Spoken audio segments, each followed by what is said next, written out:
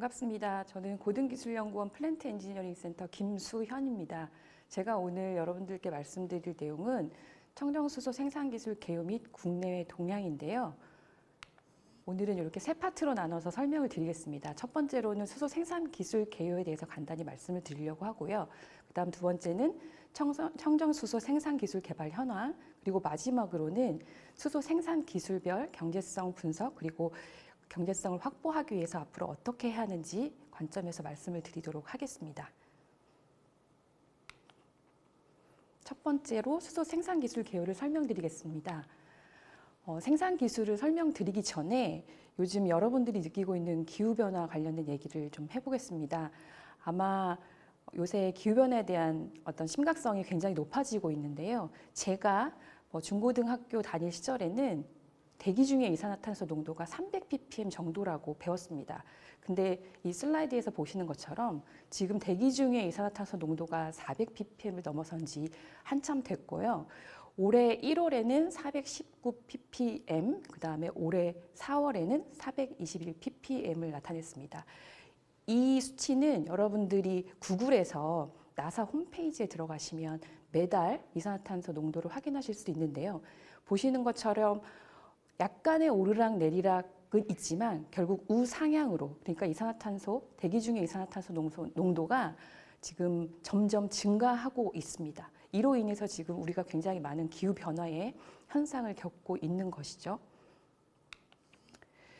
그래서 지금 우리가 살고 있는 지구, 더 이상의 다른 행성, 우리가 살 수 있는 행성은 없습니다. 우리가 계획에는 플랜 A가 안 되면 플랜 B가 있을 수 있지만 우리가 살고 있는 행성은 플래닛 A가 안 되면 그 이상의 플래닛 B가 없습니다. 우리가 살 수 있는 행성은 지구가 유일하기 때문에 우리가 지구를 지키기 위해서라도 이런 기후변화를 해결하기 위한 노력을 굉장히 열심히 해야 하는 거죠. 그리고 또 하나는 아마 지금도 여러 가지 기후변화 현상들이 많이 일어나고 있지만 앞으로 더 이게 이제 심해질 거라고 느끼는 거고요. 결국 우리 세대, 지금 여러분 세대보다 여러분들의 자녀, 미래 세대는 더 많은 기후변화를 겪게 될 것이라는 거죠. 그래서 그러한 것들을 생각해서 지금 이런 기후변화를 줄이기 위한 노력을 많이 해야 된다고 여러분들이 생각해 주시면 좋겠습니다. 그래서 이런 기후변화를 줄이기 위한 세계 각국, 그리고 우리나라도 굉장히 노력을 많이 하고 있습니다. 어떤 면에서 보면 지금이 굉장히 큰 에너지 대변환의 시대라고 할 수 있는데요. 지금 올해가 2023년인데 이미 10수년 전에 이런 예측을 한 과학자가 있었습니다. 이 그래프를 보시면 우리가 1800년대에는 에너지라는 게 나무를 쓰거나 석탄을 쓰거나 이런 고체 연료를 썼죠. 그러다가 이제 석유가 발견이 되고 그래서 석유에 의존을 많이 했습니다. 그러다가 이제 천연가스가 또 발견이 돼서 결국 우리 에너지의 사용이 고체 연료에서 액체 연료 그리고 가스 연료로 이렇게 변환이 되고 있고요. 이때가 이제 2007년에 이분이 이런 예측을 했습니다. 이 그래프를 보시면 물론 그때 예측한 수치와 지금의 수치가 아주 정확하게 매치가 되진 않지만 일단 가장 잘 예측치가 맞는 거는 인구입니다. 인류의 인구. 이 그래프에서 보시는 것처럼 지금 2022년에 전 세계의 인구가 한 80억 정도 되는데요. 그때 굉장히 정확하게 예측을 하셨습니다. 그리고 다른 연료의 예측은 좀 차이가 있는데 가장 유사한 거는 석유이고요. 나머지는 예를 들어서 천연가스는 이분이 그 당시에 예측하시기에 지금은 천연가스를 더 많이 쓸 거다 이렇게 예측하셨지만 실제로는 그 예측치보다는 좀 덜 쓰고 있고요. 비율적으로 말씀을 드리는 겁니다. 그 다음에 석탄은 훨씬 적게 쓸 거다라고 생각했는데 우리가 아직도 여전히 석탄에 의존을 많이 하고 있습니다. 그런 이유로 즉 화석연료에 의존을 많이 하고 있기 때문에 이런 기후변화 문제의 심각성이 점점 높아지고 있는 거죠. 이 과학자가 결국 고체 연료에서 액체 연료 그리고 가스 연료로 전환이 될 거고 그 다음 가스 연료도 미래에는 점점 천연가스, 화석연료인 천연가스보다 이제 청정한 에너지인 이제 수소연료로 전환이 될 거다 이렇게 예측을 했습니다. 그래서 수소 연료는 그 자체가 굉장히 깨끗한 연료이기 때문에 최근에 탄소 중립과 연계해서도 이 수소 에너지에 대한 관심이 높아지고 있다고 할 수 있겠습니다. 수소는 물론 그 자체가 굉장히 깨끗한 연료이긴 한데 좀 차이가 있습니다. 예를 들어서 석유나 천연가스처럼 우리가 채굴할 수 있는 연료는 아니고요. 어떻게 보면 수소는 또 다양한 에너지원으로부터 이걸 생산할 수 있는 에너지이고, 그리고 이렇게 생산된 수소가 기체 상태든 액체 상태든 혹은 또 다른 상태든 수송이 되고, 그게 결국은 소비자에게 필요로 하는 활용처까지 전달이 되는 겁니다. 그래서 이 슬라이드를 보시면 전체 수소 공급망을 확인하실 수 있는데요.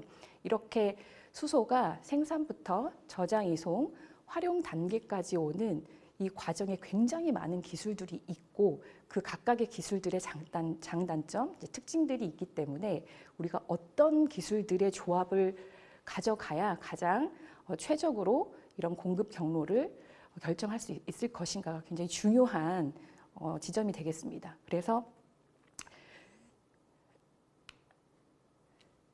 보시는 것처럼 수소를 만들기 위해서는 굉장히 다양한 에너지원으로부터 생산을 할 수 있고요. 그리고 이러한 다양한 에너지원으로부터, 그리고 다양한 생산 기술로부터 수소를 만들어낼 수가 있습니다. 그리고 이렇게 만들어진 수소는 뭐 화학산업, 자동차 연료, 그다음에 뭐 발전 연료, 이렇게 다양하게 활용할 수 있죠. 이 슬라이드에서 보시는 것처럼 그 수소는 굉장히 여러 가지 원료를 통해서 생산을 할 수 있기 때문에 아까도 말씀드렸지만 수소 그 자체는 깨끗하지만 수소를 과연 어떤 원료에서 만들었냐에 따라서 이 수소의 청정한 정도가 달라질 수 있습니다. 그래서 수소를 생산하는 기술이 어떤 게 있는지 이제 살펴보도록 할 텐데요. 수소를 이렇게 색깔로 분류합니다. 가장 단순하게는 이렇게 한 뭐 3가지 또는 4가지로 분류를 하는데, 여러분들이 아마 보시면 다 아실 거예요. 그레이 수소는 화석연료 기반으로 생산한 수소입니다. 그리고 블루 수소는 화석연료 기반으로 생산하지만 화석연료로부터 나오는 CO2를 포집해서 실제 배출되는 CO2의 양을 줄인 게 블루 수소이고요. 그리고 중간에 청록수소라고 하는 것은 화석연료인 메탄을 열분해를 해서 탄소와 수소로 분리를 하고, 탄소는 우리가 2차 전지의 재료로 활용하고, 수소는 우리가 필요한 곳에 쓰게 됩니다. 그리고 맨 마지막에 표현된 그린 수소는 우리가 재생에너지로부터 수전해를 통해서 수소를 생산하는 기술을 말합니다. 이렇게 크게는 4가지로 분류하는 경우도 있고요. 조금 더 세분하자면 이렇게 또 다양한 색깔로 수소를 생산하는 기술을 분류를 합니다. 그래서 예를 들어서 핑크 수소는 원자력 발전을 통해서 생산된 수소를 말하고요. 그다음에 옐로우 수소는 광화학 반응을 통해서 생산되는 수소를 이렇게 옐로우 수소라고 또 별도로 색깔로 지칭하기도 합니다. 그러면은 각각의 수소가 어떤 방법으로 생산되는지를 좀 살펴보겠습니다. 네, 첫 번째는요, 천연가스를 이용한 수소 생산 기술입니다. 여기 보시는 것처럼 천연가스를 증기와 반응시키면 CO와 수소라는 가스가 생기고, 이 CO 수소가 전환이 되고 적절한 분리 과정을 거치면 최종적으로 우리가 필요로 하는 수소를 생산할 수가 있습니다. 이 천연가스를 이용한 수소 생산 공정은 아주 오래전부터 상용화가 되어 있던 공정이고요. 현재 세계에서 유통되는 수소의 한 40%에서 50%를 이러한 방식으로 생산을 하고 있습니다. 그리고 또 하나는 석탄으로부터도 수소를 생산하고 할 수 있는데요. 물론 우리나라에는 이러한 공정이 없습니다. 그러나 중국에는 아직도 석탄으로부터 수소를 생산하는 공정이 있고요. 석탄은 가스화라는 반응 공정을 거쳐서 아까 천연가스를 증기와 반응시켜서 생산하는 것처럼 이 석탄을 가스화하면 합성가스라고 불리는 CO와 수소가 주성분인 가스가 생성됩니다. 그러면 이러한 CO와 수소를 그 워터가스 시프트 반응을 거치면 CO2와 수소로 전환이 되고 이 CO2와 수소를 적절히 분리하면 수소의 순도가 99% 이상, 99.9% 이상인 수소를 생산할 수 있습니다. 그런데 말씀드렸던 것처럼 이러한 것은 수소를 생산할 때 이산화탄소를 지구로 방출을 시키죠. 그래서 그레이 수소라고 하는데요. 그레이 수소는 궁극적으로는 우리가 지향하고 있는 그런 기후변화를 줄일 수 있는 방법이 아닙니다.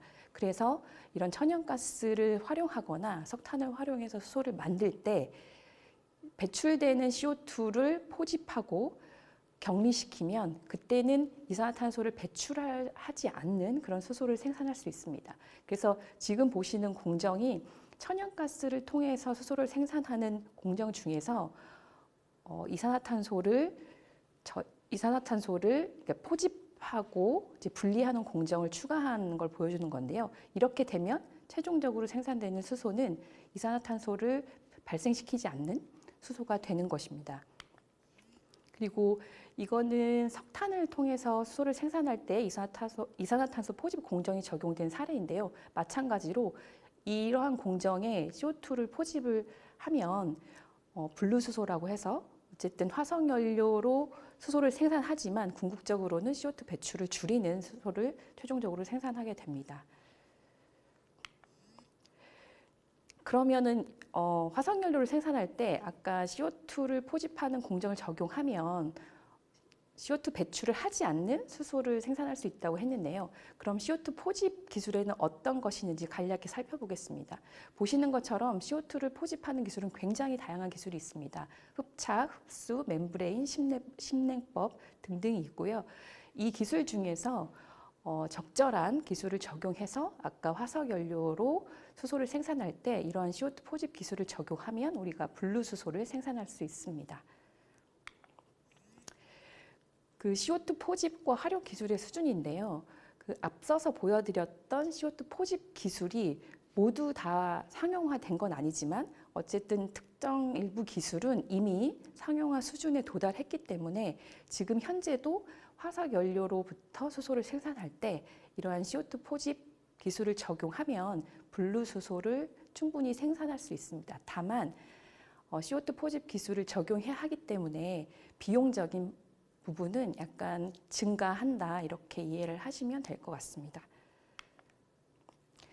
그 다음은 지금까지는 그레이 수소를 말씀드렸고요. 그리고 그레이 수소에서 CO2를 포집하면 이제 분류수소가 되는 공정을 말씀드렸고 지금 여기서부터 말씀드리는 부분은 청정수소의 범주에 들어간다고 보시면 될 것 같습니다. 그 첫 번째로 이제 청록수소를 들 수 있는데요.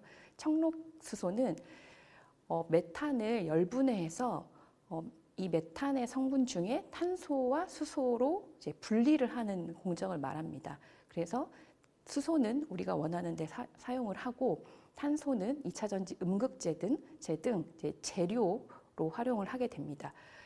청록수소를 생산하기 위한 메탄 열분해 기술도 굉장히 다양한 기술이 있는데요. 보시는 것처럼 이렇게 그냥 열적 분해를 하거나 혹은 플라즈마를 이용하거나 아니면 촉매를 활용하거나 등등의 방법이 있고요. 그리고 이러한 기술들을 이 보시는 것처럼 1960년대부터 해외에서 굉장히 활발하게 기술 개발을 하고 있습니다. 물론 이 청록수소를 생산하는 기술이 처음부터 수소 생산 기술로 여겨졌던 건 아니고요. 원래 카본 블랙을 생산하기 위한 공정에서 출발을 했습니다. 그래서 예전에는 카본 블랙이 주 생산품이었고 그때 부산물로 수소가 나왔었는데 최근에는 수소 에너지에 대한 관심이 높아지면서 오히려 수소가 주 생산품이 되고 카본 블랙은 이제 부산물이 되는 이런 좀 그 주 생산품의 이제 역전 현상이 일어났다고 보시면 될 것 같습니다. 그리고 또 다른 이제 청정수소의 한 축은 원자력과 연계하는 것인데요. 이제 원자력은 여러 가지 안전상의 이슈도 있긴 하지만 어쨌든 원자력 발전에서 생산된 그 전기는 그 자체로는 CO2를 배출하지 않는 CO2 중립의 전기이기 때문에 이 CO2 중립의 전기를 활용하여 수소를 생산하면 그 수소 역시 CO2를 배출하지 않는 청정수소라고 할 수 있겠습니다. 그래서 원자력과 연계해서 생산되는 수소를 특히 이제 핑크 수소라고 분류를 하고 있고요. 이 원자력과 연계하는 수소는 크게 두 가지 카테고리로 기술 분류를 할 수 있습니다. 첫 번째는 그 원자력 발전에서 나온 전기를 이용해서 수전해를 이용하는 것이고요.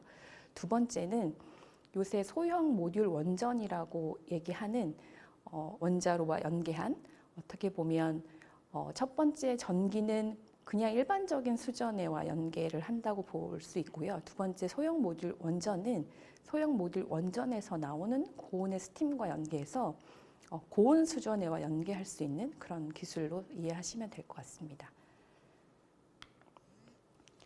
이게 이제 고온 수전해를 활용하는 경우도 이렇게 두 가지로 나눌 수 있는데요. 첫 번째는 이제 전기를 활용해서 수전해에 전력을 공급하고, 이 고온 수전해에서 필요로 하는 고온의 증기를 이제 별도의 보일러에서 공급하는 경우가 있을 수 있고요. 그 두 번째 밑에 그림은 고온 수전에 필요한 증기를 직접 원자력에서 나오는 열온과 연계하는, 그러니까 고온 수전해를 활용해서 수소를 생산할 때도 이렇게 두 가지의 다른 방법을 적용할 수가 있습니다. 그다음 마지막으로 그린 수소를 생산하는 기술이 있는데요. 그린 수소는 우리가 재생 전력, 그러니까 풍력이나 태양광과 같은 어떻게 보면 자연에서 발생하는 에너지, 그러니까 CO2를 전혀 배출하지 않는 에너지죠. 그 풍력이나 태양광에서 생산되는 전기를 사용해서 수전해를 통해서 물 분해를 하는 겁니다. 그러면 이렇게 해서 물이 분해돼서 수소와 산소가 생기는데, 이때 생긴 수소는 이론적으로는 CO2를 전혀 배출하지 않는 이제 청정한 수소가 되는 겁니다. 그래서 우리가 2050년 탄소 중립의 시대로 가고, 지금 기후 변화를 줄이기 위해서는 이 CO2 배출이 없는 에너지로의 전환이 필요한데, 이때 가장 각광받을 수 있는 기술이라고 보시면 될 것 같습니다. 그래서 가장 핵심인, 그러니까 그린 수소, 청정 수소를 생산할 때 가장 핵심인 게 이제 수전해 기술인데요. 수전해 기술은 총 4가지 형식이 있습니다. 첫 번째로는 이 슬라이드의 순서대로 말씀드리면, 첫 번째는 팸 수전해인데요. 고분자 수전해라고 보시면 되고요. 두 번째는 그 AEM, 음이온 교환막 수전해고, 세 번째는 가장 오랜 기술 개발의 역사와 기술 성숙도가 높은 알칼라인 수전해, 그리고 마지막이 이제 고온 수전해입니다. 그래서 이 수전해 방식은 어떤 전해질을 쓰느냐에 따라서 이렇게 기술을 분류하고요. 지금 현재 기술 수준에서 알칼라인과 팸은 거의 실증 단계를 떠나서 상용화 기술 수준에 올라왔다, 이렇게 보시면 되고, 그 다음은 이제 고온 수전해, 그리고 가장 이제 기술 성숙도가 좀 더 낮은 거는 이제 음이온 교환막 수전해라고 이해를 하시면 되겠습니다. 그러면 제가 지금까지는 수소 생산을 할 수 있는 다양한 기술을 소개시켜 드렸는데요. 우리가 궁극적으로는 이제 청정수소 생산 기술로 가야 하기 때문에, 이번에는 청정수소 생산 기술 개발 현황을 간단히 설명을 드리도록 하겠습니다. 청정수소 생산 기술의 가장 핵심인 수전해 기술을 말씀을 드릴 텐데요. 보시는 것처럼 해외에서는 이런 수전해 기술 보유한 기업들이 굉장히 많이 있습니다. 그 알칼라인, 그리고 팸, AEM, SOFC 등 다양한 방식의 수전해 기술을 아주 여러 기업들이 보유하고 있고요. 특히 대기업들, 아주 규모가 큰 기업들이 오래전부터 어떤 미래 시장을 보고 기술 개발 그리고 상용화에 굉장히 많은 노력을 했습니다.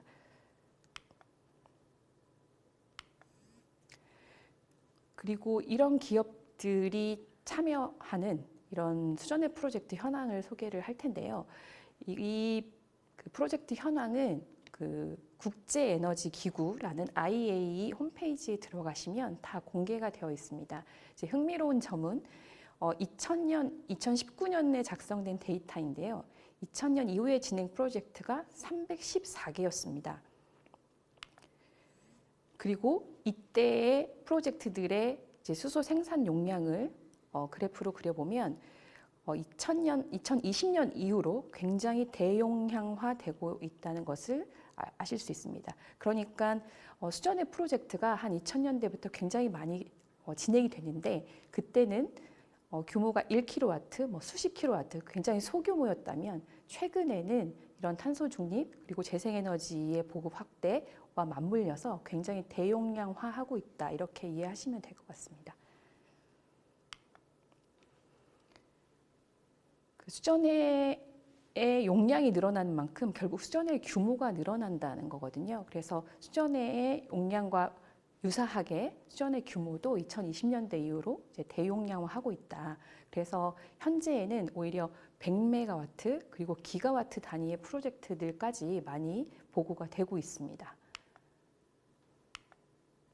그리고 이러한 수전해를 통해서 생산된 수소의 활용 분야도 보시는 것처럼 굉장히 다양한데요. 생산된 수소를 발전에 활용하거나 아니면 그 수소 자체를 가스로 활용하거나 아니면 우리 일반적으로 수소 연료전지 자동차에 그러니까 수송용 연료로 활용하거나 뭐 열병합 발전 아니면 또 화학 연료를 생산하는 경우 그리고 또 하나 생산된 수소와 CO2를 합성하면 우리가 도시가스와 유사한 이런 천연가스를 만들 수 있는데요. 이렇게 활용하는 경우도 있습니다.